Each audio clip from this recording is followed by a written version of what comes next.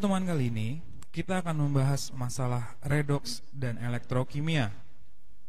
Nah, bicara masalah redoks, tentu kalian sudah mengetahui bahwa redoks itu terdiri dari dua kata, yaitu reduksi dan oksidasi. Nah, sekarang apa pengertian reduksi dan oksidasi? Kita bahas ya.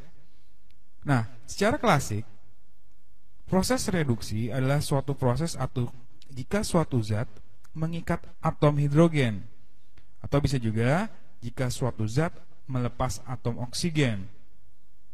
Sedangkan oksidasi berdasarkan pengertian klasiknya adalah suatu zat yang melepas atom hidrogen atau suatu zat mengikat atom oksigen. Mari kita lihat contoh sebagai berikut. Jika ada CH3CHO itu berubah menjadi CH3CH2OH. Nah, dalam reaksi ini CH3CHO itu mengikat atom hidrogen.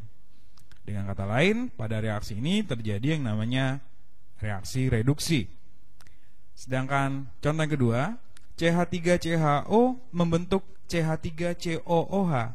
Nah, pada reaksi ini zat CH3CHO itu mengikat atom oksigen. Berarti reaksi yang kedua ini adalah reaksi oksidasi. Nah, seiring berjalannya waktu, ternyata pengertian reduksi oksidasi secara klasik itu sudah tidak relevan lagi. Kenapa?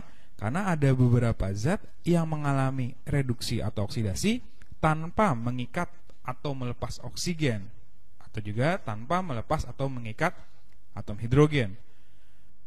Nah, ternyata banyak reaksi-reaksi redoks yang dapat berhubungan dengan arus listrik. Nah, arus listrik itu sendiri kan adalah identik dengan elektron yang bergerak. Maka, karena reaksi redoks bisa berhubungan dengan arus listrik, dipastikan bahwa reaksi redoks juga melibatkan elektron. Nah, atas dasar inilah terbentuk suatu pengertian baru tentang redoks, di mana redoks itu kan terdiri dari dua kata, reduksi dan oksidasi. Di mana pengertian reduksi adalah proses terjadi penangkapan elektron, sedangkan oksidasi adalah proses terjadi pelepasan elektron. Nah, biasanya dalam proses penangkapan elektron itu biasanya ditandai dengan terjadi penurunan bilangan oksidasi. Sedangkan pada proses pelepasan elektron terjadi yang namanya kenaikan bilangan oksidasi. Jadi, pengertian redoks pada saat ini yang kita pegang adalah reduksi, yaitu terjadi penangkapan elektron, oksidasi terjadi pelepasan elektron, di mana dalam reduksi terjadi penurunan bilangan oksidasi, sedangkan oksidasi terjadi kenaikan bilangan oksidasi. Nah, bicara masalah redoks, kita tentu tidak boleh jauh-jauh dari masalah bilangan oksidasi. Kemudian, bagaimanakah menentukan bilangan oksidasi atau biloks dari suatu atom? Nah, ada beberapa aturan yang mesti kita pegang. Yang pertama, semua unsur bebas atau unsur yang berdiri sendiri itu bilangan oksidasinya atau BO-nya itu bernilai 0. Contohnya Cl2, O2, Fe, dan Na. Karena semuanya itulah unsur bebas, maka bilangan oksidasi dari Cl itu 0, bilangan oksidasi dari oksigen 0, bilangan oksidasi dari Fe juga 0, dan bilangan oksidasi dari Na pun juga 0. Kemudian aturan yang kedua, kalau ada suatu ion, maka bilangan oksidasinya itu sama dengan muatannya. Contohnya, kalau ada ion Cl-, maka bilangan oksidasi dari Cl adalah -1. Kemudian ion Na+, maka bilangan oksidasi dari Na itu sama dengan +1.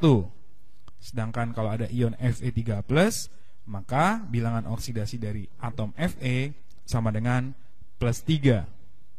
Kemudian yang ketiga, aturannya adalah logam golongan 1A jika atom tersebut berikatan, maka bilangan oksidasinya sama dengan +1.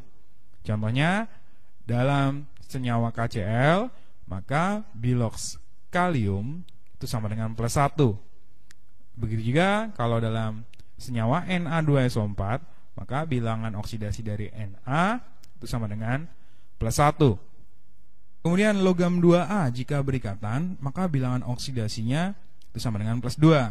Contohnya, dalam MgNO3 2 kali, biloks Mg itu pasti sama dengan +2. Begitu juga dalam CaOH 2 kali. Karena Ca itu termasuk golongan 2A, maka pasti bilangan oksidasi dari Ca sama dengan +2. Begitu juga dengan kalau golongan 3A jika berikatan, pasti bilangan oksidasinya sama dengan +3. Contohnya dalam AlCl3. Dipastikan biloks dari Al itu sama dengan +3. Kemudian aturan yang keempat adalah atom hidrogen. Nah, atom hidrogen jika berikatan dengan non-logam, bilangan oksidasi dari hidrogen itu selalu +1. Contohnya dalam HCl. Bilangan oksidasi dari hidrogen +1. Kenapa? Karena dalam hal ini hidrogen berikatan dengan unsur non-logam.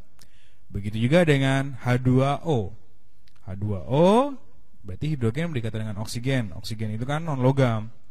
Maka bilangan oksidasi dari hidrogen itu sama dengan +1. Nah, sekarang bagaimana jika atom hidrogen berikatan dengan logam? Nah, kalau atom hidrogen berikatan dengan logam, maka bilangan oksidasi dari hidrogen itu menjadi -1.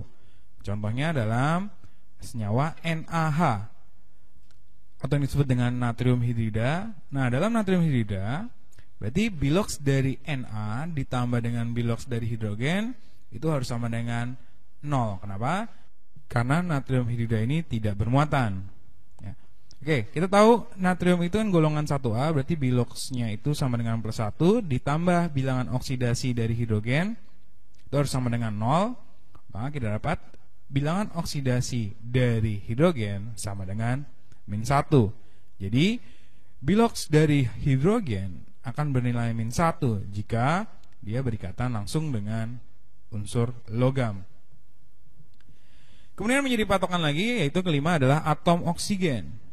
Umumnya bilangan oksidasi dari hidrogen itu sama dengan -2 ya. Kecuali dalam senyawa peroksida, biloksnya menjadi -1. Contohnya dalam H2O2 disebut dengan hidrogen peroksida. Nah, dalam hidrogen peroksida berarti 2 kali biloks dari hidrogen, berarti 2 dikali +1 ditambah 2 kali bilangan oksidasi dari oksigen harus sama dengan 0. Berarti 2 kali bilangan oksidasi oksigen sama dengan -2. Sehingga didapat bilangan oksidasi dari oksigen sama dengan -1. Itu dalam senyawa peroksida.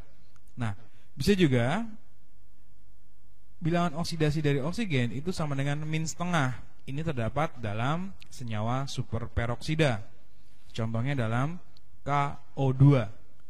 Nah, berarti kalau dalam senyawa KO2, berarti kan biloks dari K itu +1 ditambah 2 kali biloks dari oksigen harus sama dengan 0. 2 kali biloks dari oksigen sama dengan -1. Didapat biloks dari oksigen sama dengan -0,5.